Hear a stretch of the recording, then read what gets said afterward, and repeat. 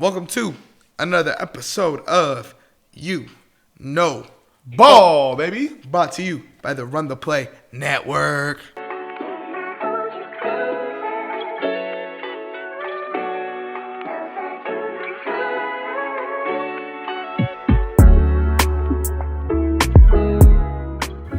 There, I do it the way you like it, Phil. You like that? Bro, I missed that.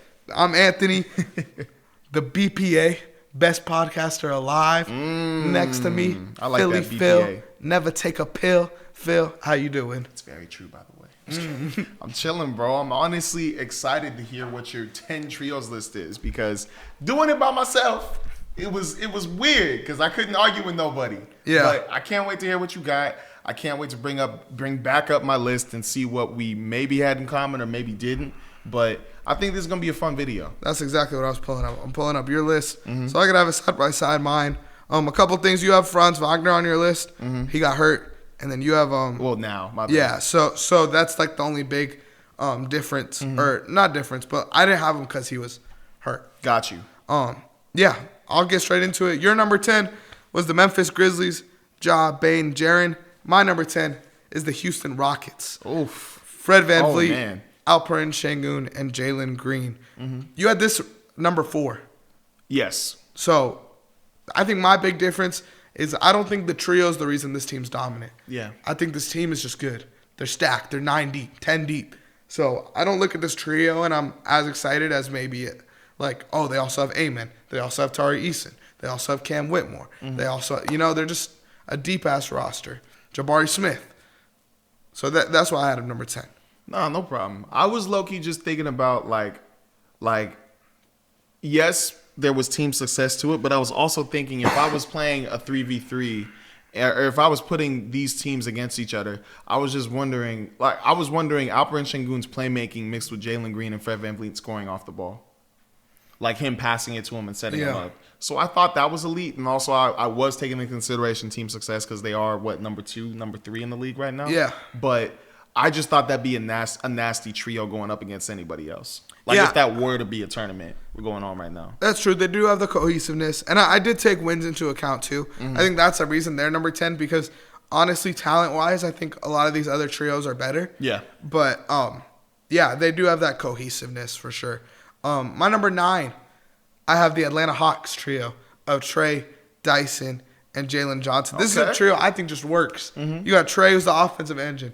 Dyson's the defensive engine, and Jalen Johnson's kind of everything in between.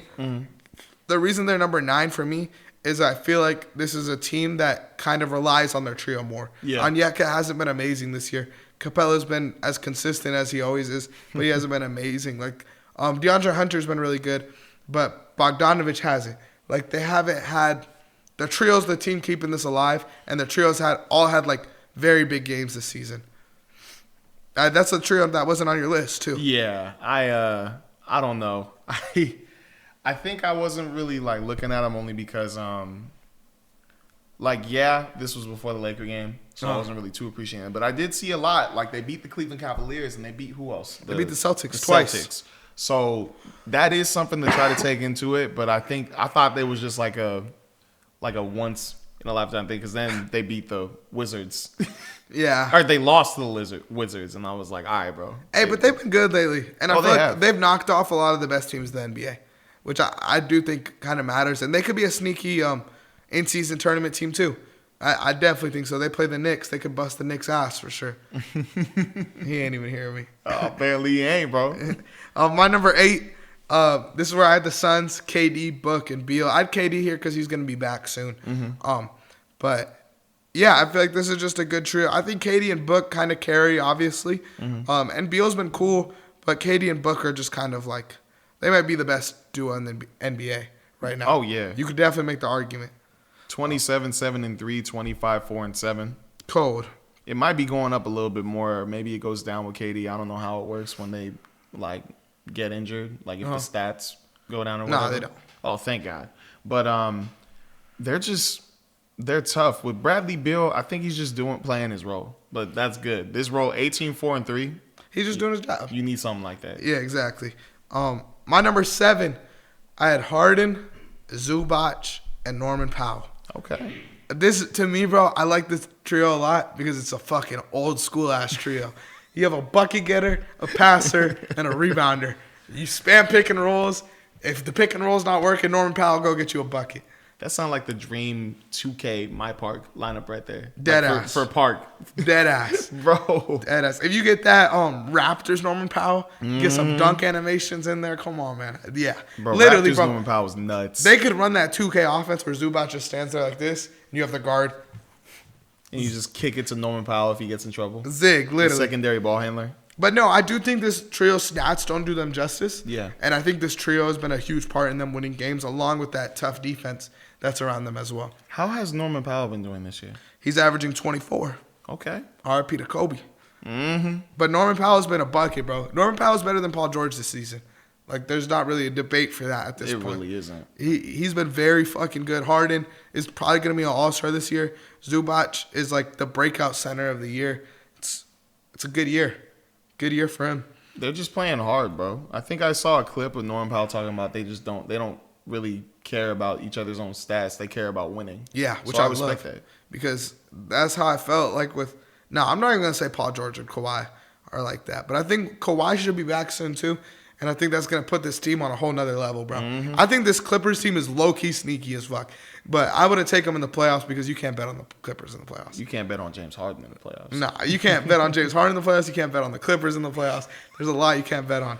But my number 6, this is where I had the Dallas Mavericks. This is more of a duo for sure. But I took Luka, I took Kyrie, and I took Derek Lively. Because I feel like Derek Lively kind of fills all that in. Mm-hmm. He's averaging 10 points, 8 rebounds, and almost 2 blocks a game. I've been loving watching Derek Lively play this season. And I think this is a huge reason why they're here. I'm giving them kind of a shout-out for that. Derek Lively has been absolutely hooping this season. Kyrie is like the most efficient player in basketball. And Luka Doncic, although I don't love him, I do respect his game too. 29, 8, and 8. You got to give credit to that. I know he stays in when they're up 20 to fucking pad his stats and shit. But, hey, shout out Luka as well.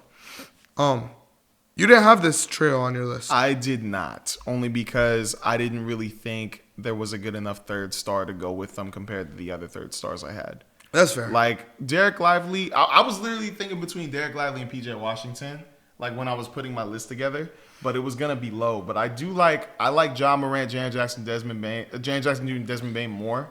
I like Stephen Curry, Andrew Wiggins, Draymond Green more. And I like Nikola Jokic, Jamal Murray, and Michael Porter Jr. more. I don't have the Nuggets on my list. Mm-hmm. Just want to put that out there. I don't think they've done anything. The role players or the other 2 stars, other 2 parts of the trio, I don't think I've been as good as like any of these like other 2 guys I've named, you know? Jokic sure might carry them in there, but nah, I'm not fucking with Michael Porter and Jamal. Y'all need to lock in for me to put some respect on your name. My number 5, this is where I had the Grizzlies. John Morant, Desmond Bain, Jaren Jackson Jr. Jaren Jackson's been very fucking good this year. 3.1 stocks per game. Carries this team when Jaw's out. Jaw, 21 and 7. It might be up from when I took the stats. And Desmond Bain's averaging 15, 6, and 4. Bro, he is starting the season so slow. When Desmond Bain ramps up, bro, this team is going to be fucking scary. Yeah, right now, aren't they like top 4 in the league? Yeah. No, they're 2. 2 behind 17 us. and 8. Yeah, so, I mean, once they get going, like once Desmond Bain gets going, because Jalen Wells, Santi Aldama especially, he's bro. hooping. Those guys are making up for Desmond Bain kind of chilling right now.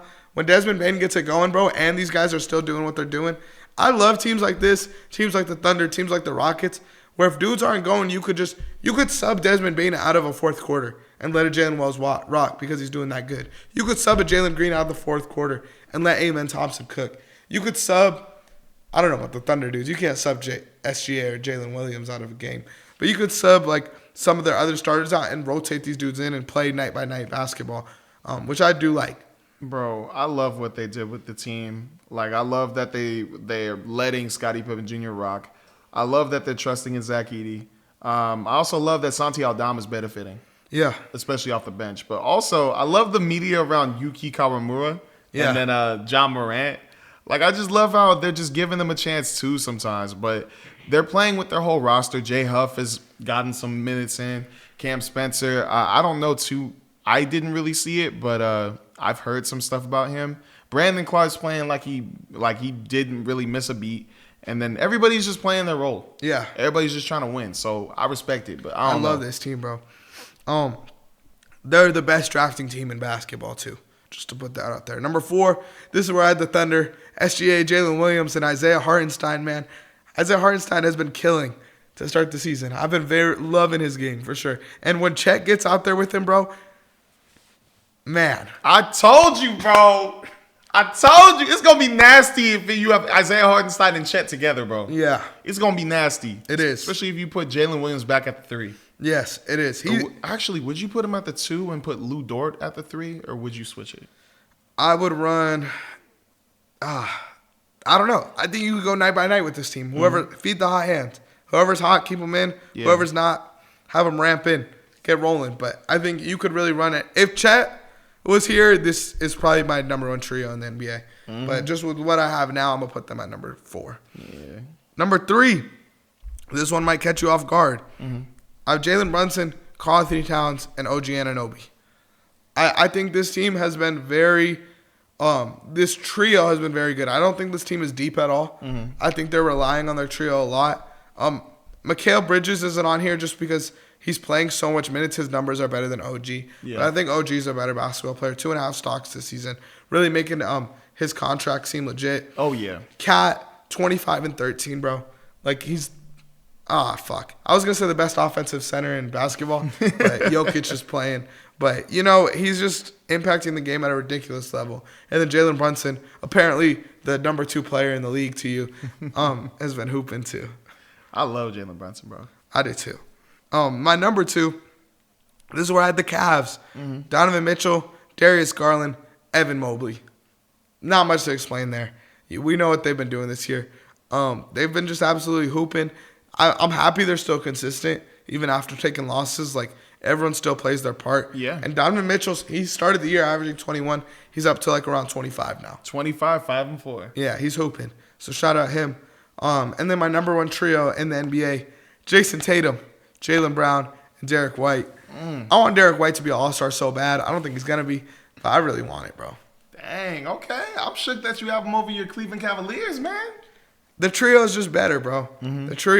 Those 3 players, like, I'm taking Tatum over Mitch. I'm taking Brown over Garland. And low-key, I'd probably take Derek White over Evan Mobley. I'm not going to lie. I would not take Derek White over Evan Mobley. I think that was my deciding factor between the two, because I think I like Evan Mobley more than I like Derek White. Hey, that morning game where Evan Mobley was knocking shit down, that was interesting. Bro, I'm over here, like, chilling, getting ready for the day. And next thing you know, I get an alert. It says, Evan Mobley has 28 points in 12 minutes. I was like, is that when I texted you? I think so. Yeah. But when you texted me that, I got a notification at the same time. So that's when I was like, I should probably tune in. I'm watching the game. Bro, he went 6 for 8 from the 3-point line. Yeah, it's crazy. They said he made 4 in the first quarter. He hooped, for sure. But I think I'm rocking more with Derek White. I think he's just Mr. Consistent, bro. Yeah. Even though, bro, they're really close. End of the day, they're close. But, yeah, I mean, you guys let me know what you think about my trios. We're going to post it on our Instagram, so see who's you like better between me and Phil's.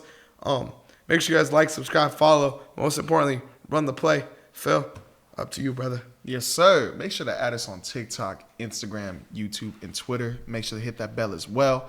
I'm your man, Phil. It's my boy, Ant-Man. We out, and let's bounce. Bounce, baby. Boom. Man, okay, LeBron hit my parlay. Let's get it. Oh, shit, he hit it? Yeah, bro. Look at this. I won $200. I tailed your parlay. How the heck did you win $200? I used Boom Fantasy. I used their pick and spin, spun the wheel, got 10 times my money. Bro, you got to hook me up. If you use code RTP, you could get a risk-free bet up to $100. Let's get back to the video.